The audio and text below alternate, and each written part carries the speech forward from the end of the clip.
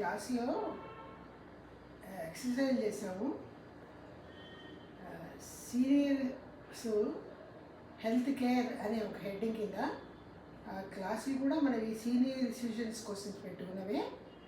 దాదాపు అన్ని chair exercises, లేదా ఇట్లా మంచం మీద కానీ దివాన్ మీద కానీ కూర్చుని లేదా పడుకుని చేసేవి. 60 ఏళ్ళు దాటిన వాళ్ళకి శరీరంలో కొంచెం మూమెంట్ అది ఉండి కొద్దిపాటి ఆరోగ్యం కోసం, కొద్దిపాటి స్ట్రెంగ్త్ కోసం ఓల్డ్ ఏజ్లో చేయవలసినటువంటి ఎక్సర్సైజ్ ఇవి. నిన్న క్లాస్లో చేతులకి అప్పర్ బాడీకి సంబంధించినవి చేసాము. కాళ్ళకి లోవర్ బాడీలో న్యూరోపతి కంప్లైంట్ ఉన్న వాళ్ళకి, వేరికోస్ వెయిన్స్కి సంబంధించిన కంప్లైంట్ ఉన్న వాళ్ళకి, పాదాల నుంచి సర్క్యులేషన్ ఆఫ్ ద బ్లడ్ పైకి రావడానికి, యాంకిల్స్ పాదాలలో వాపులు ఉన్న వాళ్ళకి 4 రకాల రెమెడీస్ అనమాట. ఆ కంప్లైంట్స్ లేని వాళ్ళు చేస్తే ప్రివెన్షన్గా ఆరోగ్యంగా ఉండడానికి చేసాము. ఈరోజు క్లాసులో నిలబడి చేసేవి, ఎస్పెషలీ మోకాళ్ళు అరిగిపోతే సర్జరీ చేయించుకున్న తర్వాత, సర్జరీ చేయించుకోవడానికి ముందు కూడా చేసేవి ఒక 5. తర్వాత ఈ మంచం మీద ఫ్లాట్గా పడుకుని డిస్క్ ప్రాబ్లం ఉన్న వాళ్ళకి, నడనొప్పి ఉన్న వాళ్ళకి ఒక 4-5 ఎక్సర్సైజ్లు. మోకాలు ఆపరేషన్ చేయించుకున్నాక చేయించుకుంటే ముందు వెనక కూడా చేసేవి కూడా పడుకుని నిలబడి చేద్దాం. అన్నింటికంటే ముందుగా షుగర్ వ్యాధి ఉన్న వాళ్ళకి భోజనానంతరం షుగర్ రైజ్ అవ్వకుండా చిన్న ఎక్సర్సైజ్లు ఒకటే ఒక ఎక్సర్సైజ్ ఉంది, చాలా కేర్ఫుల్గా చేయాలి. అది ముందు చెప్పుకొని తర్వాత నిలబడేవి పడుకునేవి కూడా చేద్దాం ఈరోజు క్లాస్. నిన్నటి క్లాస్ దాదాపు 28 నిమిషాలు పట్టింది. అప్పర్ బాడీ మూమెంట్ కోసం కింద కాళ్ళు మనం ఇందాక చెప్పుకున్న 4 రకాల అనారోగ్యాల గురించి తగ్గించుకోవడానికి, లేని వాళ్ళకి రాకుండా ఉండడానికి. ఈ ఆహారం తీసుకున్నాక చేయాలి. ఇప్పుడు చెప్పబోయే ఎక్సర్సైజు పొద్దున్న బ్రేక్ఫాస్ట్, మధ్యాహ్నం లంచ్, రాత్రి డిన్నర్, రోజుకు 3 సార్లు చేయాలి. పాదాలు ఇట్లా వేళ్ళు మూమెంట్ ఎక్కువ ఇవ్వాలి. ఇలా పాదాలు 2 ఇలా కుర్చీలో కూర్చుని వెడల్పు ఇలా పెట్టి నేలకి బాగా ఆనాలి. ఆనిన తర్వాత కాళ్ళ మడివల్ని మాత్రమే పైకి ఎత్తుతాము. ఇట్లా ఎత్తుతాము. ఎత్తేటప్పుడు ముందు వేళ్ళు ఉంటాయి, కాలుకి 5, ఆ కాలుకి 5. ఆ వేళ్ళు వేళ్ళ వెనకాల ఇట్లా గిలకలు అంటారు, వీటిని బాల్స్ అంటారు. ఈ బాల్స్ ఉంటాయి వేళ్ళ కింద, వాపు ఎత్తులు, అవి నేలకి తగలాలి. నేలకి ఇలా తగిలినప్పుడు ఆ వేళ్ళు ఇలా నేలకి తగిలి గట్టిగా వాటిని నొక్కి పెట్టి అప్పుడు వెనకాల మడవలు ఎత్తాలి. ఎత్తి కొంతసేపు ఉండాలి, 1 సెకండ్ or 2 సెకండ్స్, స్లోగా డౌన్ చేయాలి. ఈ కాలి మడవలు ఎత్తేటప్పుడు వేళ్ళు 10 వేళ్ళు వాటి వెనకాల బాల్స్ నేలకి ఇట్లా గట్టిగా అదమాలి. అలా అదిమినప్పుడే మనకి మనం తీసుకున్న ఆహారం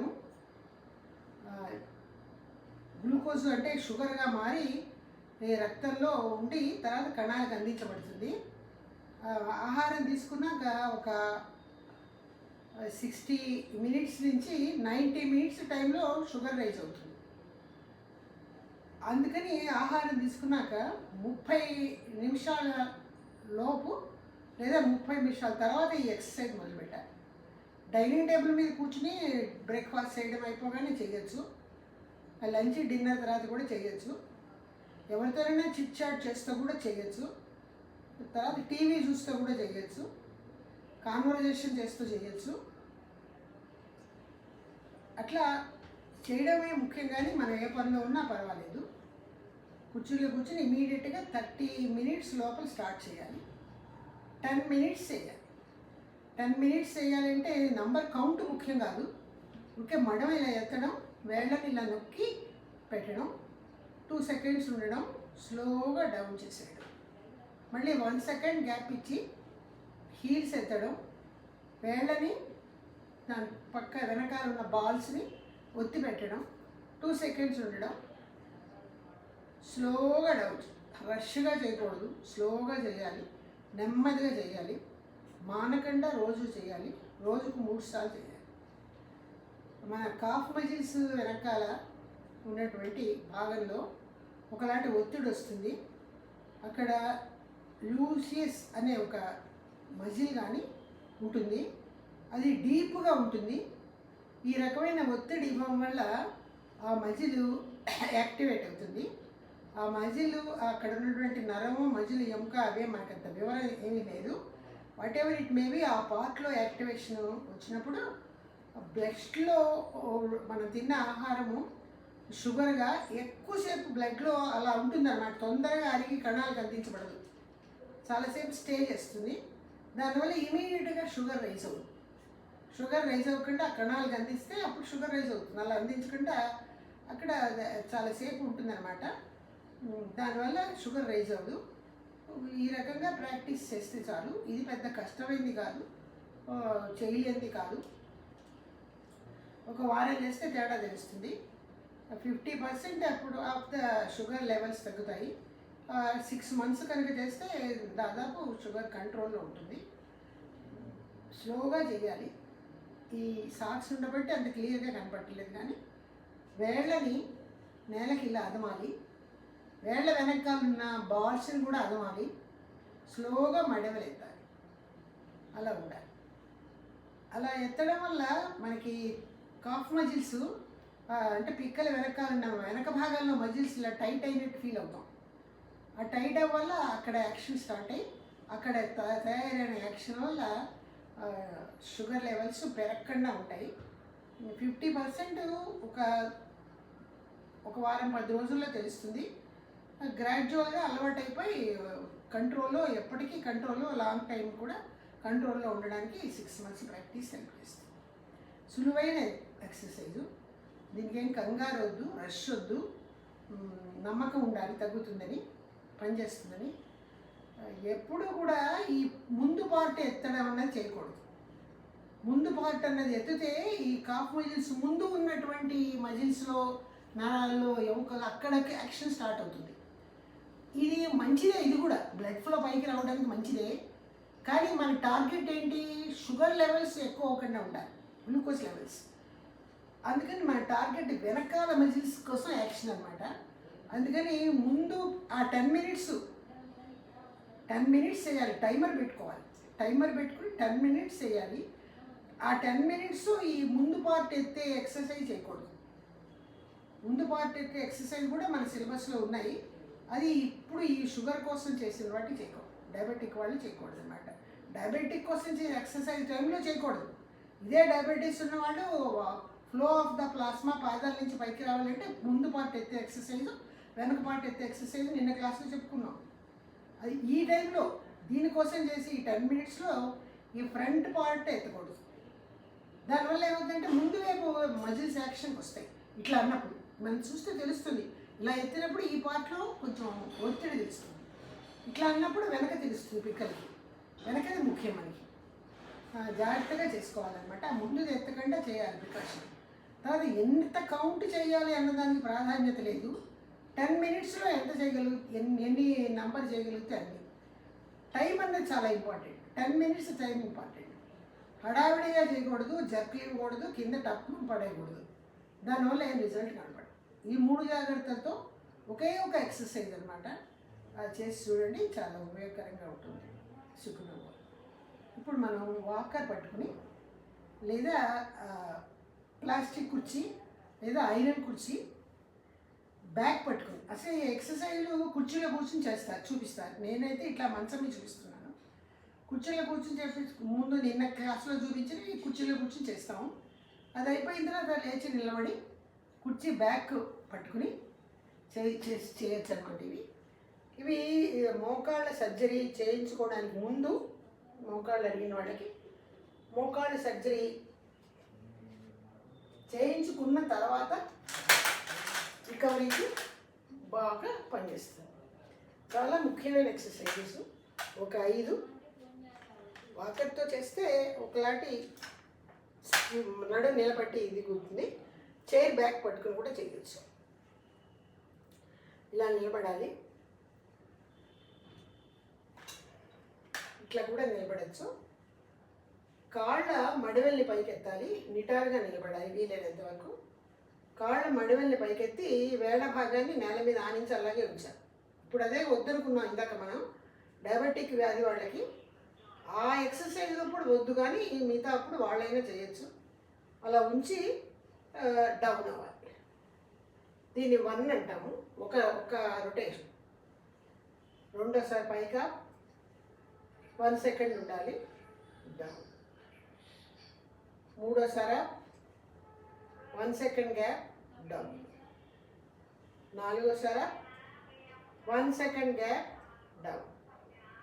ఐదోసారి 1 second gap, down. 6 down. 7 down. 8 down. 9 down. వీటి యాంకిల్ పంప్స్ అంటారు. కూర్చొని కూడా చేసాం నిన్నటి క్లాస్లో. మోకాళ్ళ నొప్పులకి, నడుము నొప్పికి కూడా మంచిది. తర్వాత రెండో ఎక్సర్సైజు, ముందు వైపు వేళ్ళు ఎత్తి 1 సెకండ్ డౌన్ చేసి, వెనక వైపు మడవలు అంటే హీల్స్ కూడా ఎత్తాలి, డౌన్ చేయాలి. Up, front part up, 1 second down. Back part up, heels up, 1 second down. మళ్ళీ వేళ్ళు, టోస్ అంటే వేళ్ళ part up, 1 second down. Heels up, down. 3 సార్లు చేసాం. Up, down, heels up, 4th time. Front part up, down, heels up, down. 6th time.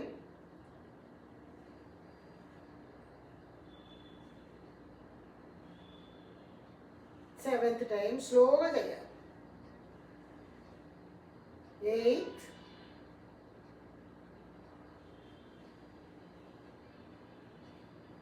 9th, 10th. దీన్ని heal and toes rocking అంటారు. కూర్చుని కూడా చేసాం నిన్న. కూర్చుని చేసిన ఎక్సర్సైజే మళ్ళీ నిలబడి చేస్తున్నాం. మళ్ళీ ఇవే పడుకుని కూడా చేస్తాం. మొత్తం 30 టైమ్స్ చేస్తాం. ఇప్పటికి 2 అయిపోయినాయి. మూడోది, మోకాళ్ళు అరిగిన వాళ్ళు సర్జరీకి ముందు, సర్జరీకి వెనక చేయవలసినటువంటి 3వ ఎక్సర్సైజ్. ఇలా నిలబడి కుర్చీ బ్యాక్ పట్టుకుని కాలిని, కుడి కాలిని ఇలా ఫోల్డ్ చేయాలి బ్యాక్. 1 సెకండ్ నుంచి డౌన్. ఈసారి ఎడం కాలిని బ్యాక్ ఫోల్డ్ చేయాలి. 1 సెకండ్ నుంచి డౌన్. మోకాలు వెనక వైపుకు మడుస్తున్నాం. 3,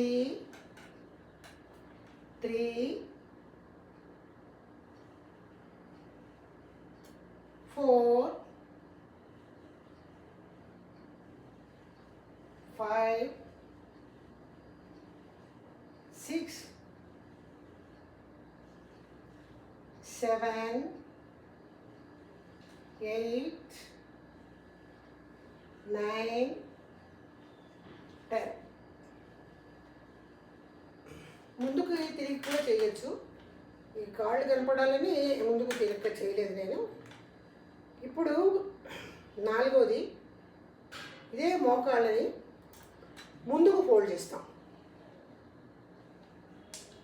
అప్, 1 సెకండ్. 2, 1 సెకండ్. 3, 1 సెకండ్. 4, 5, 6, 7, 8, 9,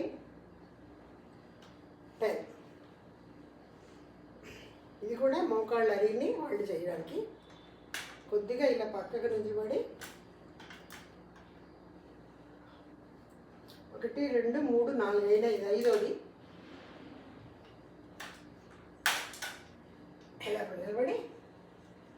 ఈ కాల్ని ఇట్లా ఎత్తాలి. 1 సెకండ్ ఉండాలి. 1 లెఫ్ట్ లెగ్, 2 3 4 5 6 7 8 9 10 20 టైమ్స్ చేయాలి.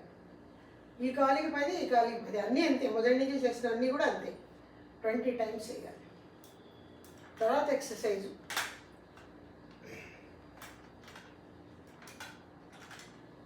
ఇలా 2 కాళ్ళు కొంచెం ఎడంగా పెట్టి గుంజి తీసినట్టుగా 1 నడుము ఉంచకూడదు. 2 ఇది పట్టుకుంటే నడుము ఉంచకుండా చేస్తాం. కుర్చీ బ్యాక్ అయినా పట్టుకోవచ్చు. 3 4 5 6 7 8 9 10. ఆరోది కుడికాలు ఇలా ముందు పెట్టి ఎడంకాలు వెనక వైపు పెట్టి మోకాలు ఇలా మడుస్తాం. మోకాలు కుడి మోకాలు మడుస్తున్నాం, ఎడ మోకాలు కూడా ఫోల్డ్ అవుతుంది కొద్దిగా. 1 2 3 4 5 6 7 8 9 10. ఇప్పుడు ఈ కాలు వెనక్కి పెట్టి ఈ కాలు ముందుకు పెట్టి 1 మోకాలు మడిచాం. వెనక మోకాలు అంత మడము స్ట్రైట్గానే ఉంటుంది. 2 3 1 సెకండ్ ఉండాలి. 4 జర్క్స్ ఇవ్వకూడదు, తొందరపాటుగా చేయకూడదు. 5 6 7 8 9 10. చివరిగా నేను నిలబడి కాలు మడివెల మీద లేవాలి. 1 2 3 4 5 6 7 8 9 10. చాలు. ఇవన్నీ కూడా మోకాళ్ళు అరిగిన వాళ్ళకి సర్జరీ ముందు సర్జరీ వెనక చేసుకోవాలి.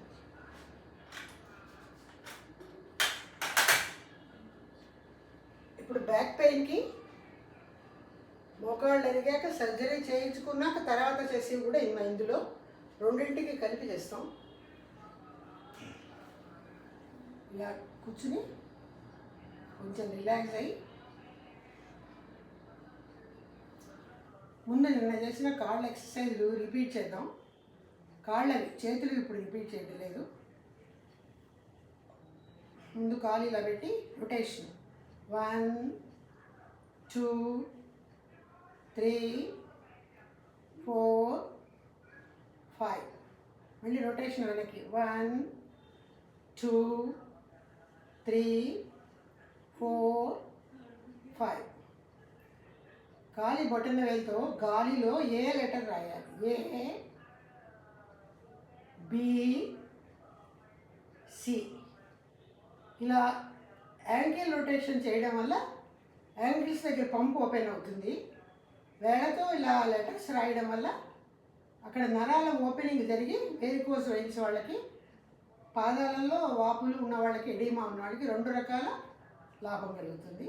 ఈ కాలు 1 2 3 4 5 నిదానంగా చేయాలి. వెనక్కి 1 2 3 4 5. ఏ బొటన వేలుతో గాలిలో, బి సి.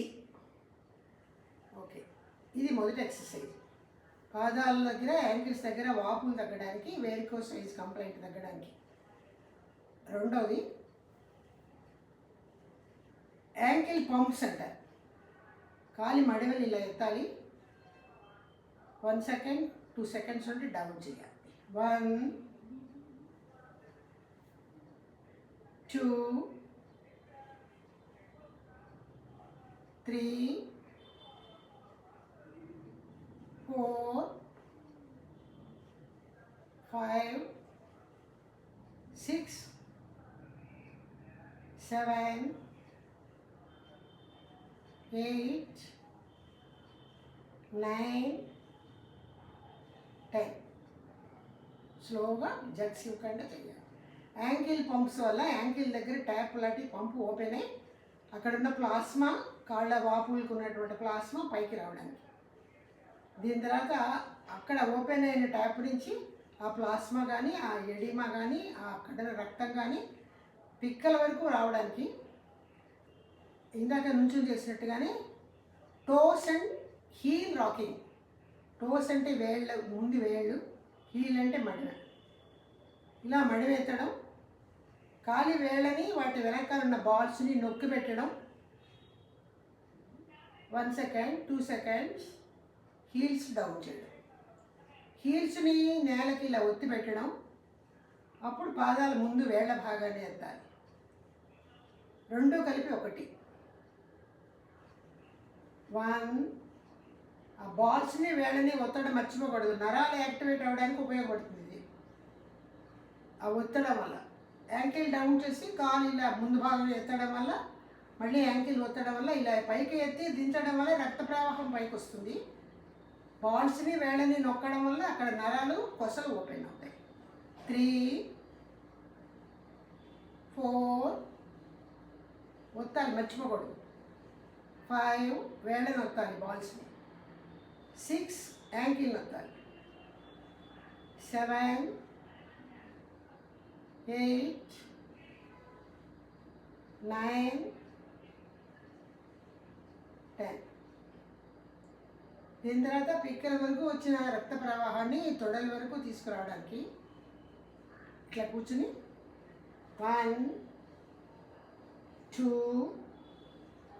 3 4 5 6 7 8 9 10. నిదానంగా చేయాలి. ఇలా పైకి ఎత్తినప్పుడు 1 సెకండ్ ఉండాలి. పిక్కల వరకు, పిక్కల నుంచి తొడల వరకు వచ్చిన ప్రవాహాన్ని ఇక్కడి నుంచి చెస్ట్ వరకు రావడానికి ఇదే ఎక్సర్సైజ్ మళ్ళీ రిపీట్ చేయాలి. మార్చింగ్ అంటారు దీన్ని. హీల్ అండ్ టో రాకింగ్ తర్వాత సీటెడ్ మార్చింగ్, కూర్చుని చేసి మార్చింగ్. కుడికాలు ఎత్తినప్పుడు ఇట్లా మోకాలు ఎడంచే పైకి పెట్టాలి. చెస్ట్ వెనకాల ఒత్తి గమనించాలి. హార్ట్ దగ్గర 1 2 వీపు స్ట్రైట్గా పెట్టుకోవాలి. 3 4 5 6 7 8 9 10. 20 చేయాలి. ఈ చేతులు ఇలా ఎత్తి కాలు ఆల్టర్నేట్గా ఈ కాలు ఇప్పుడు ఈ చేయి ఎత్తినప్పుడు నరాలు ఒక పాదాల దగ్గర నుంచి నరాల సెన్సేషను లెఫ్ట్ సైడ్ బ్రెయిన్కి, రైట్ సైడ్ బ్రెయిన్కి ఆల్టర్నేట్గా చేస్తుంటే అందుతుంది. బ్యాలెన్స్గా బ్రెయిన్ పనిచేస్తుంది. అందుకని పడిపోవడం అనేది లేకుండా ఉంటుంది. ఓల్డ్ ఏజ్లో తూలి పడిపోతూ ఉంటాం, ఆ నడక సరిగ్గా లేక, ఈ కాలి వేళ్ళు సరిగ్గా నేలకు ఆనక. కాళ్ళల్లో తిమ్మిర్లు ఉంటాయి, మంటలు ఉంటాయి. ఈ కంప్లైంట్ వల్ల సరిగ్గా నడవలేక పడిపోతాం. అందుకే బ్రెయిన్కి సిగ్నల్ ఇస్తున్నాం అన్నమాట బ్యాలెన్స్ చేయమని. ఇప్పుడు ఇందాక అనుకున్నట్టుగా రక్త ప్రవాహం హార్ట్కి చేరుతుంది, ప్లాస్మా అక్కడ రక్తం ప్యూరిఫై అవుతుంది. ఇంతవరకు కాళ్ళకి సంబంధించిన అనమాట. న్యూరోపతికి కానీ, కాళ్ళ వాపులకు కానీ, వేరికోస్ వెయిన్స్కి కానీ బ్లడ్ సర్క్యులేషన్ పాదాల నుంచి హార్ట్ వరకు రావడానికి, నరాల యొక్క ప్రవాహము శక్తి పాదాల దగ్గర నుంచి ఎంకిల్స్ దగ్గర నుంచి బ్రెయిన్కి అందడానికి అన్నింటికి కలిపి చేసాం. తర్వాత వేళ్ళని మాత్రం ఇలాగా అరికాళ్ళల్లో మంటలు, చురుకులు, నంబునెస్ ఉన్న వాళ్ళ కోసం వేళ్ళని మాత్రం నేలకి గట్టిగా అదమాలి, పైకి తీసేసేయాలి. వేళ్ళ ఒక్కటి గట్టిగా నేలకు అదుముతాం, చిటికిన వేళ్ళతో సహా పైకి తీసేయాలి. గాలి తీసుకుంటూ అదమాలి, గాలి వదిలేస్తూ పైకి తీసేయాలి. గాలి తీసుకుంటూ అదమాలి, గాలి వదిలేస్తూ పైకి. 10, 5, 6, 7, 8, 9, 10. టోస్ రిఫ్లెక్సార్ అంటారు దీన్ని. కాలి వేళ్ళకి రిఫ్లెక్సార్. ఇది పడుకుని కూడా చేస్తాం. ఈ వేళ్ళనమాట. ఈ వేళ్ళు మొద్దుబారిపోయి నడిచేటప్పుడు పాదాల్లో మొద్దుబారిపోయి నేల స్పర్శ సరిగ్గా తెలియక ఎత్తు పల్లాల్లో నడిచేటప్పుడు తూలి పడిపోతారు. ఆ ఫాల్ని అవాయిడ్ చేయడానికి వేళ్ళు యాక్టివేట్ అవ్వాలన్నమాట. ఇదే వేళ్ళని అదవడం అయిపోయిన తర్వాత నేల మీద ఇలా ఒత్తి మళ్ళీ పైకి లేపాలి. దానికి దీనికి పెద్ద తేడా లేదు. వేళ్ళని ముందు ఎక్సర్సైజ్లో ఇలా ఒత్తాము, నేలకి వదిలేసాం. ఇప్పుడేంటి, వేళ్ళని నేల మీద ఇలా పెట్టి కింద ఒత్తక్కర్లేదు, డౌన్ అప్. 5 వేళ్ళు, 5, 5, 10 వేళ్ళు, down up, down up, down up, down up, down up. 10 వరకు చేయాలి. 7, 8, 9, 10. అరిపాదాల్లో ముద్దుతనం ఉండి మంటలుగా ఉండి, న్యూరోపతి వాళ్ళకి ఉంటుంది అట్లా గుచ్చుకుంటున్నట్టుండి చీమలు గుర్తున్నట్టు కూడా ఉంటుంది. అవి తగ్గడానికి ఈ వేళ్ళ ఎక్సర్సైజ్ చేయాలి. తర్వాత ఒక క్లాత్